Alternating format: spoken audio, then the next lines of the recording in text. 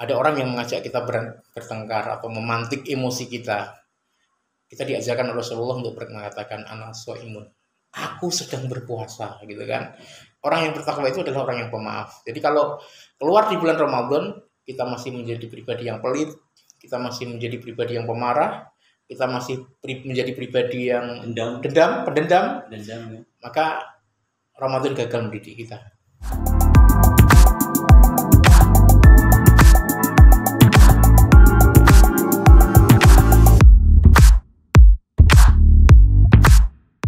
Assalamualaikum warahmatullahi wabarakatuh.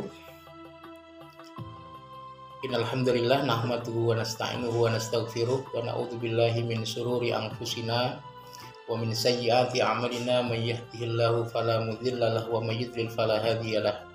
Asyhadu an la ilaha illallah wahdahu la syarikalah wa asyhadu anna Muhammadan abduhu wa rasuluhu la nabiyya ba'dah. Rabbi shrah li sadri wa yassir li amri wahlul 'uqdatam min lisani yafqahu qawli, amma ba'd. Teman-teman sekalian, kaum muslimin dimanapun berada, bertemu kembali dengan saya di channel Badiatul Mukhlisin Asti. Alhamdulillah, saat ini kita berada di bulan mulia, bulan yang penuh berkah, rahmah dan ampunan dari Allah Subhanahu wa taala, yaitu bulan suci Ramadan. Dan hari ini saya kedatangan tamu. Beliau adalah Bapak Roni Kusuma. Ya. Assalamualaikum Pak Roni. Waalaikumsalam warahmatullahi wabarakatuh. Pak Roni ini adalah seorang pengusaha pedagang ya, seorang servis kompor gas. Servis kompor gas sambil berdagang. Di antara dagangannya ini adalah jualan madu ruqyah. Sebuah produk madu yang sudah dibacakan ayat-ayat ruqyah. Terus yang kedua ada susu kambing etawa yang konon juga bermanfaat untuk kesehatan, Pak Roni. Betul, Pak. Betul. Pak Roni puasa hari ini? Alhamdulillah hari ini puasa, dan alhamdulillah tadi hujan, jadi puasanya agak adem, Pak. Agak adem ya. Iya. Jadi adem lah. Kalau adem itu nggak terasa puasanya. Nggak terasa ya, Pak. Waktu begitu cepat ya, Pak. Pak Roni, kira-kira ada yang bisa di-sharingkan dengan saya ini? Oh iya, Pak. Tujuan saya ke sini tadi saya pengen tanya dengan Pak Ustadz Asti. Apa hikmah di dalam bulan suci Ramadan, Pak? Hikmah di bulan suci Ramadan. Ya, yang pertama, yang kedua, apa tujuan orang berpuasa, Pak? Apa hikmah bulan suci Ramadan, dan kemudian apa tujuan orang berpuasa. Jadi gitu ya. Gini Pak Roni, Ramadan itu adalah hadiah yang diberikan oleh Allah Subhanahu wa taala kepada kita kaum muslimin. Bagi saya Ramadan itu adalah fasilitasi dari Allah Subhanahu wa taala untuk menempa diri kita menjadi pribadi yang bertakwa. Jadi Allah Subhanahu wa taala kan berfirman di dalam surat Al-Baqarah ayat 183. Ayat ini sudah sering dikutip oleh para ustadz ketika pengajian di bulan suci Ramadan. Ya, terutama terkait dengan kewajiban seorang muslim untuk berpuasa, yaitu surat Al-Baqarah ayat 183. A'udzubillahi minasyaitonirrajim. Bismillahirrahmanirrahim. Ya ayyuhalladzina amanu kutiba alaikumusyamu kama kutiba alal ladzina min qablikum la'allakum tattaqun. Artinya, hai orang-orang yang beriman, diwajibkan kepada kalian berpuasa sebagaimana orang-orang terdahulu, sebagaimana yang telah diwajibkan kepada orang-orang terdahulu, la'allakum tattaqun, agar kalian bertakwa. Jadi gini Pak Roni, dari ayat ini kita bisa memetik 4 faedah. Yang pertama, ya ayyuhalladzina amanu, hai orang-orang yang beriman. Jadi yang diseru di ayat ini adalah orang-orang yang beriman. Jadi kalau nggak beriman nggak diseru ya. Makanya yang berpuasa itu adalah orang-orang yang beriman. Orang-orang yang beriman. Makanya di dalam hadis Rasulullah itu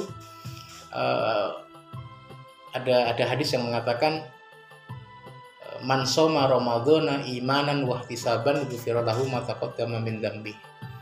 Barang siapa yang berpuasa, ya, man shoma, barang siapa berpuasa Ramadannya di bulan Ramadan imanan, ya, dengan iman. Jadi kan dengan iman, puasanya dilandasi oleh iman, wa ihtisaban, dan mengharap pahala dari Allah, ghufira lahu ma taqaddama min dzambi, maka dia akan diampuni dosa-dosanya yang telah lalu.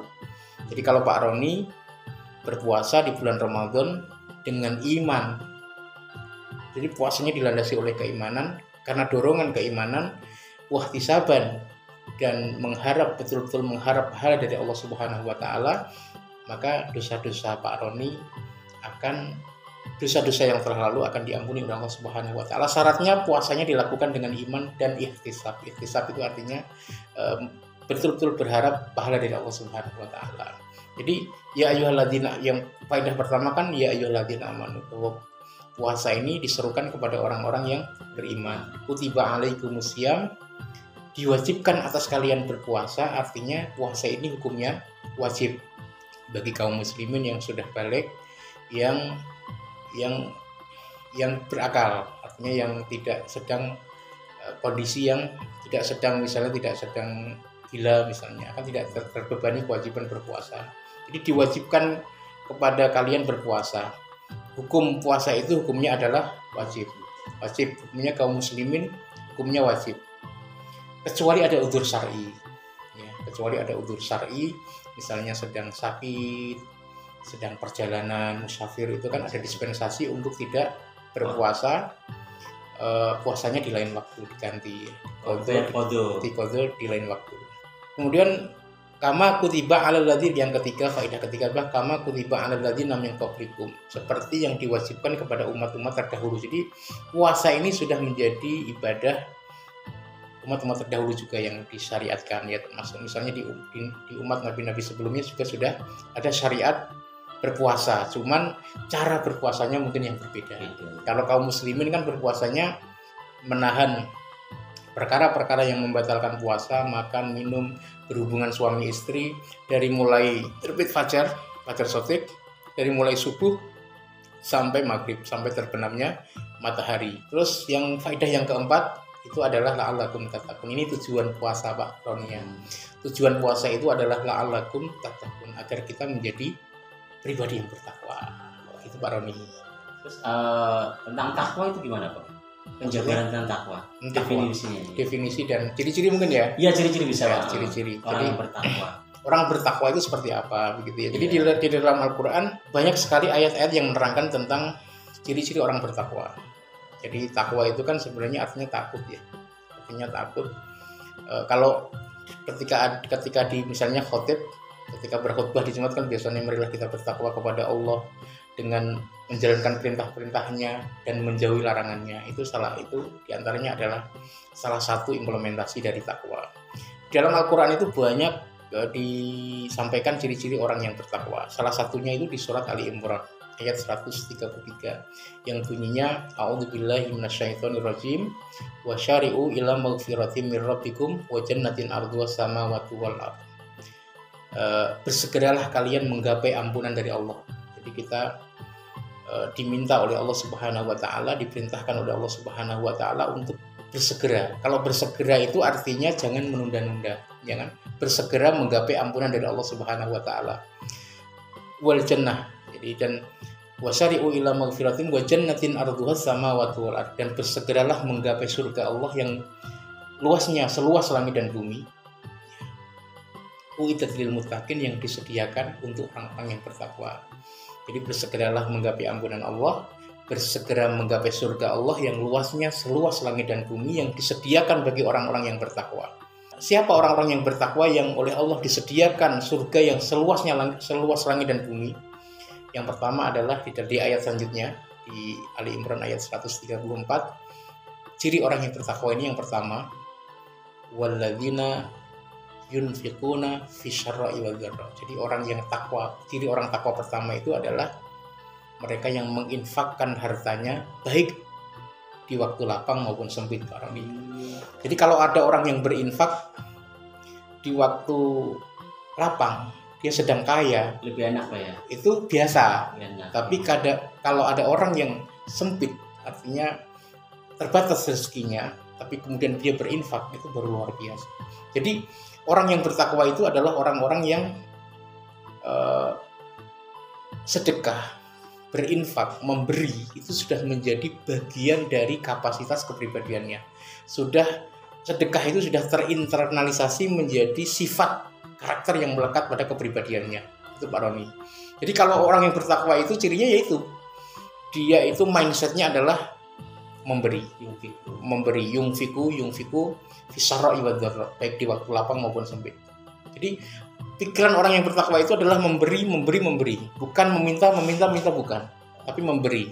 Kan kata Rasulullah kan di dalam hadis kan, yadul ulya khairum min yadis sufla. Tangan yang di atas yang memberi itu lebih baik daripada tangan yang di bawah. Jadi ciri pertama orang yang bertakwa di dalam surat Ali Imran ini adalah yunfiku nafis sarra. Jadi orang yang bertakwa itu adalah orang yang tidak pelit lah cirinya, begitu ya Pak Roni ya. Tidak harus menunggu kaya dulu ya Pak. Tidak harus menunggu kaya dulu ketika harus berinfak. Ya tidak harus menunggu kaya. Tapi berinfak, memberi itu sudah menjadi bagian dari kapasitas kepribadiannya. Gitu ya. Jadi orang bertakwa itu pasti tidak pelit, pasti dia ringan memberi, ringan untuk menginfakkan apa yang dimilikinya. Tidak takut miskin. Tidak takut miskin. Tidak takut kekurangan juga bisa. Tidak takut kekurangan. Itu adalah ciri orang-orang yang bertakwa. Dan di bulan Ramadan ini kita sangat dianjurkan untuk memperbanyak sedekah dan infak. Iya. Ya, memperbanyak sedekah dan infak. Rasulullah itu adalah orang yang sangat dermawan. Orang yang sangat suka memberi. Tapi di bulan Ramadan, kedermawanan Rasulullah itu adalah lebih hebat lagi. Ditingkatkan lagi. Makanya bulan Ramadan itu disebut dengan Syahrul Jud, bulan kedermawanan. Agar kita lebih banyak memberi ketika di bulan itu karena pahalanya dilipat gandakan oleh Allah Subhanahu wa taala. Kalau misalnya Pak Roni nih memberikan orang berbuka puasa, kata Rasulullah, maka Pak Roni akan mendapatkan pahala seperti pahalanya orang yang berpuasa tadi, tanpa mengurangi puasa dia, tanpa mengurangi pahala puasa dia. Itu kan luar biasa. Maka kalau kemudian kita keluar Ramadan kok masih pelit, berarti tandanya Ramadan gagal mendidik kita untuk menjadi pribadi yang suka memberi. Itu Pak Roni ya. Itu yang pertama ya. Jadi suka memberi artinya. Pak Roni juga katanya aktif di Rumah Makan Rakyat. Betul Pak, sebagai relawan. Relawan ya. Tapi kemarin saya di RMR saya untuk masalah kompor gas yang rusak, saya siap. Ya, tanpa dibayar. Nah, itu, ya, oke. Ya, itu pertama Pak Roni. Yang kedua, ciri orang yang bertakwa itu adalah wal kadhiminal ghaidh. Ya. Orang-orang yang mampu menahan amarahnya. Jadi orang yang mampu menahan amarahnya itu ciri orang yang bertakwa yang kedua. Jadi ketika kita disulut emosi kita, biasanya kan kita marah, mengekspresikan kemarahan kita. Tapi di bulan Ramadan ini orang-orang yang bertakwa ini ketika dia sedang dibakar oleh amarah, maka dia tidak begitu saja meluapkan amarah sedemikian rupa, melepaskan emosinya, tidak, tapi bagaimana dia menahan emosinya. Ya, menahan emosinya dan kemudian tidak dikuasai oleh amarah. Ya, tidak dikuasai oleh amarah itu orang-orang yang bertakwa. Jadi orang-orang yang bertakwa itu memiliki pribadi yang mempesona karena dia tidak mudah dibakar oleh amarah. Ya, tidak dipancing emosinya. Di bulan Ramadan ini kan ada satu hadis Rasulullah SAW. Jadi kalau kita nih sedang ada orang yang mengajak kita bertengkar atau memantik emosi kita diajarkan oleh Rasulullah untuk mengatakan ana shaimun, aku sedang berpuasa, gitu kan. Ketika dia ngajak bertengkar lagi, ana shaimun, aku sedang berpuasa. Jadi ini untuk mengingatkan diri kita bahwa kalau kita sedang berpuasa jangan menuruti hawa nafsu untuk marah, jangan menuruti amarah, gitu kan, untuk amarah. Marah itu wajar, tapi ketika sudah marah itu sudah diekspresikan keluar batas, itu kan menjadikan nggak bagus kan, nggak bagus. Marah itu kalau diikuti, ternyata di dalam dunia kesehatan kan juga nggak bagus. Kalau kita menjadi pribadi yang pemarah itu kan nggak bagus. Penyakit mudah masuk ke dalam diri kita ketika kita menjadi pribadi yang pemarah. Ya, misalnya ada penyakit jantung, hipertensi, kalau marah yang dituruti bisa juga kena penyakit diabetes misalnya. Seperti itu. Jadi orang yang bertakwa itu adalah orang-orang yang mampu mengendalikan amarah. Jadi kata Rasulullah kan orang yang kuat itu bukanlah orang yang kuat bergulat. Orang kuat itu adalah orang yang mampu menahan amarahnya ketika dia dibakar oleh amarah.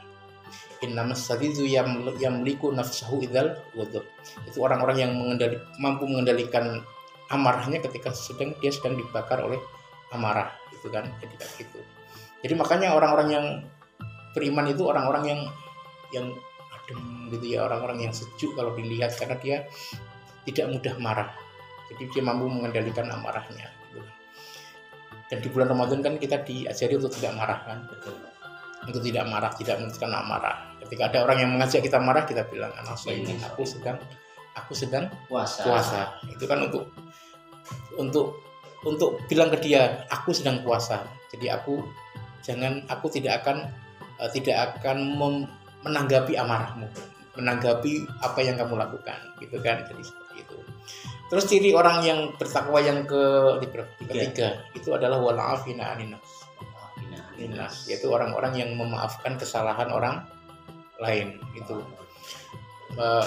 ini ciri orang-orang yang luar biasa juga gitu ya. Ketika dia disakiti, dia memaafkan. Berarti tidak dendam, Pak? Tidak dendam. Dr. Quraisy Shihab, salah satu pakar tafsir Indonesia, itu beliau mengatakan bahwa maaf itu kan bahasa Arabnya al-afun, ya. Artinya itu menghapus. Ya, menghapus. Jadi memaafkan itu artinya menghapus noda-noda di dalam hati Pak Roni. Jadi kalau kita memaafkan orang lain yang menyakiti hati kita, misalnya yang berbuat salah kepada kita, itu artinya kita menghapuskan noda-noda dia di dalam hati kita. Jadi itu maaf, kita memaafkan. Jadi kalau kita masih menyimpan gemuruh di sini, itu menandakan kita belum memaafkan, gitu kan. Jadi orang yang bertakwa itu adalah orang yang pemaaf. Jadi kalau keluar di bulan Ramadan, kita masih menjadi pribadi yang pelit, kita masih menjadi pribadi yang pemarah, kita masih menjadi pribadi yang pendendam, maka Ramadan gagal mendidik kita, gitu kan. Ya. Terus kemudian yang keempat, wallahu yuhibbul muhsinin, dan Allah menyukai orang-orang yang berbuat kebaikan. Jadi orang-orang yang bertakwa itu adalah orang-orang yang menyukai berbuat baik, kebaikan, karena kebaikan itu disukai oleh Allah Subhanahu wa taala. Jadi kalau Pak Roni disakiti orang nih. Kalau Pak Roni ingin menjadi pribadi yang bertakwa, maka yang Pak Roni lakukan bisa 3 hal. Kalau disakiti ya, Pak Roni disakiti orang nih. Ya. Mungkin bisa dilakukan 4 hal ya, 4 hal bukan 3 ya. Yang pertama, Pak Roni membalas. Ya, Pak Roni disakiti. Pada umumnya ya. Ya, pada umumnya kan membalas. Membalas. Kalau Pak Roni membalas timpal, disakiti 1, balas menyakiti 1, itu artinya Pak Roni dengan orang yang menyakiti posisinya sama. Nah, Pak Roni nggak ada bedanya dengan orang yang itu. Yang menyakiti. Nggak ada bedanya, ya kan? Iya, betul. Nggak ada bedanya. Tapi kalau Pak Roni disakiti sekali, tapi Pak Roni kemudian membalas 2 kali, berarti Pak Roni lebih buruk dari orang yang menyakiti. Ya. Tapi kalau orang yang bertakwa, apa yang bisa dilakukan ketika dia disakiti? Yang pertama adalah wal kadhiminal ghaidh, tidak membalas. Harusnya kan marah, tapi ditahan. Wal kadhiminal ghaidh, enggak usah membalas. Berarti derajatnya dia sama Pak Roni lebih baik Pak Roni. Kalau Pak Roni lebih tinggi. Orang yang menahan marah. Orang yang menahan, tidak membalas apa yang dilakukan oleh orang yang menyakiti kita. Ada yang tingkatan yang lebih tinggi lagi Pak Roni. Ya. Disakiti, sudah tidak marah, malah memaafkan. Luar biasa kan? Lebih tinggi lagi derajatnya. Tapi kalau disakiti, sudah nggak membalas, memaafkan, masih berbuat baik kepada dia. Kan luar biasa itu orang yang. Ya, kalau kita menginternalisasi ciri orang yang bertakwa ini, akan menjadi pribadi yang sangat luar biasa. Amin. Gitu ya, luar biasa ya Pak dia. Balasannya surga. Balasannya surganya kan ya uiddat lil muttaqin. Surga seluas langit dan bumi, uiddat lil muttaqin, yang disediakan bagi orang-orang yang bertakwa. Luar biasa kan? Luar biasa. Tapi ada ciri lain yang di dalam ayat selanjutnya. Walladzina idza fa'alu fahishatan aw dzalamu anfusahum dzakarullaha fastaghfiru lidzunubihim. Jadi orang-orang yang bertakwa itu cirinya yang selanjutnya itu adalah walladzina idza fa'alu fahisyatan aw dzalamu anfusahum. Apabila dia berbuat fahisyah itu perbuatan keji, aw dzalamu anfusahum atau menzalimi diri mereka sendiri. Intinya seorang yang bertakwa itu apabila dia tergelincir dari perbuatan maksiat, perbuatan dosa dan maksiat, itu zakarullaha fastaghfaru lidzunubihim. Maka yang dilakukan pertama kali dia segera ingat kepada Allah. Wastaghfaru lidzunubihim, dan kemudian meminta ampun atas dosanya kepada Allah Subhanahu wa taala dengan memperbanyak istighfar. Walam yusirru ala ma fa'alu wa hum ya'lamun. Kemudian dia tidak mengulangi perbuatan itu lagi. Itu orang yang bertakwa. Jadi orang yang bertakwa itu sebagai manusia biasa kan tidak lepas dari dosa. Betul, Pak. Ya, tapi ketika dia berbuat dosa, sekecil apapun dosa itu, maka yang dilakukan itu adalah 3 ini. Dia ingat kepada Allah, kemudian memohon ampun kepada Allah dengan memperbanyak istighfar.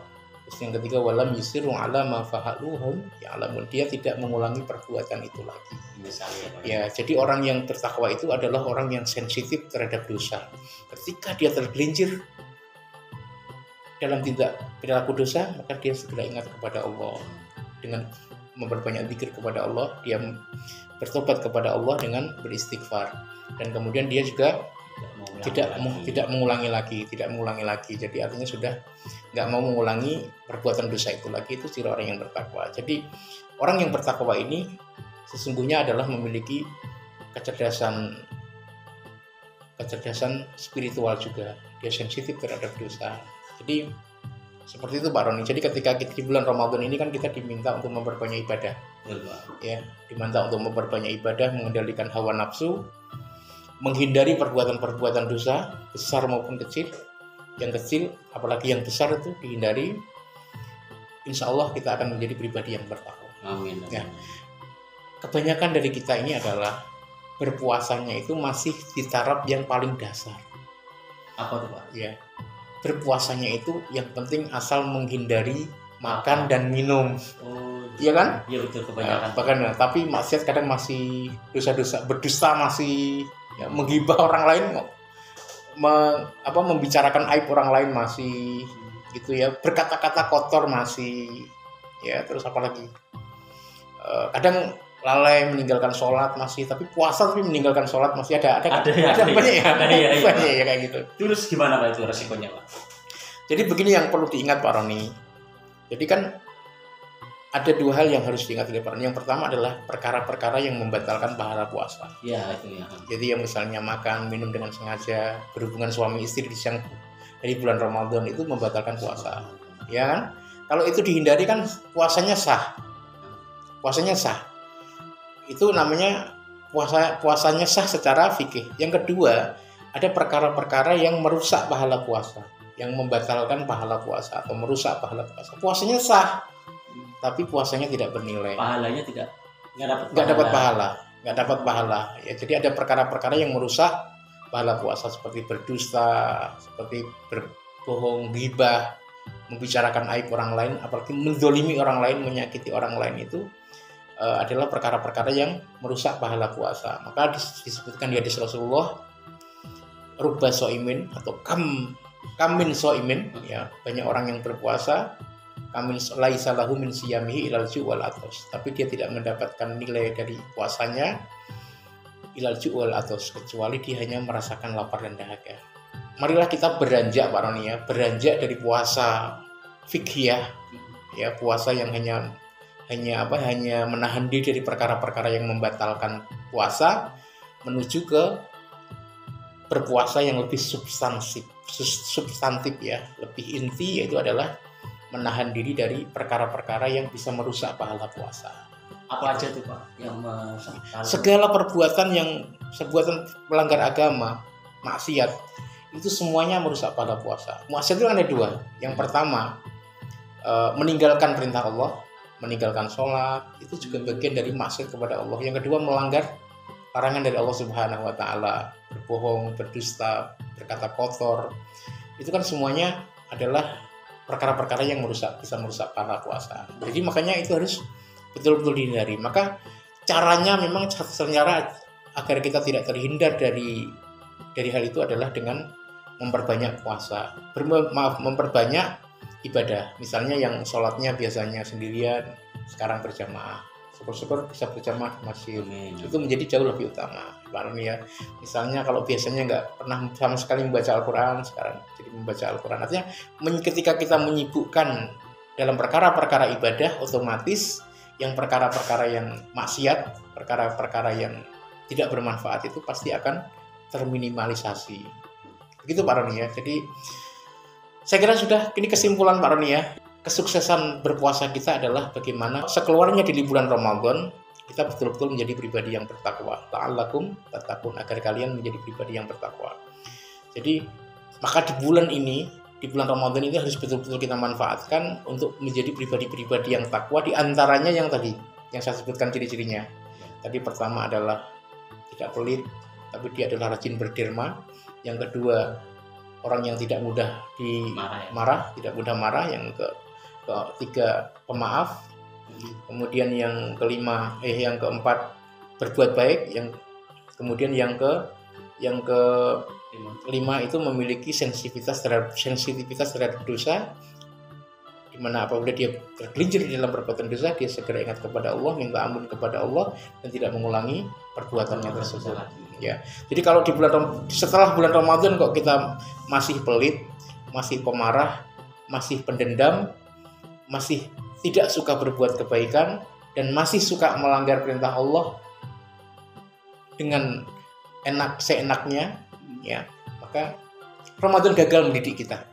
Kita gagal memanfaatkan Ramadan untuk menempa diri kita menjadi pribadi yang baik, yang bertakwa kepada Allah Subhanahu wa taala. Begitu Pak Roni.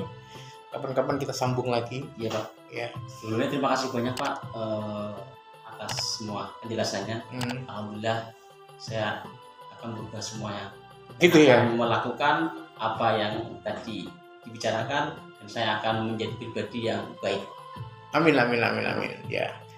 Demikian perbincangan saya dengan Pak Daroni, teman-teman kaum muslimin semua. Mudah-mudahan perbincangan tadi bermanfaat. Sampai jumpa di perbincangan inspiratif selanjutnya. Wallahu muwaffiq ila aqwamit thoriq. Assalamualaikum warahmatullahi wabarakatuh. Waalaikumsalam warahmatullahi wabarakatuh.